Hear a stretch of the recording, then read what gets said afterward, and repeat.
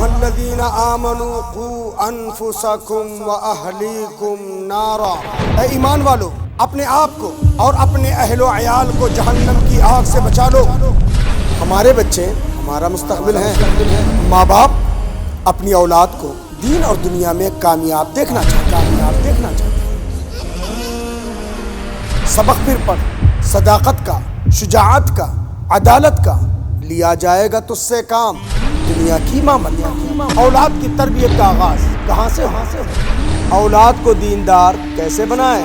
سچے، امانت دار، فرما بردار اولاد کیسے بن سکتے ہیں؟ ناظرین، تو آئیے اپنی اولاد کی صحیح تربیت کے لیے اسلامی اصول، نبوی طریقے کی روشنی میں ہم لائے ہیں پروگرام آپ کے لیے اولاد کی تربیت۔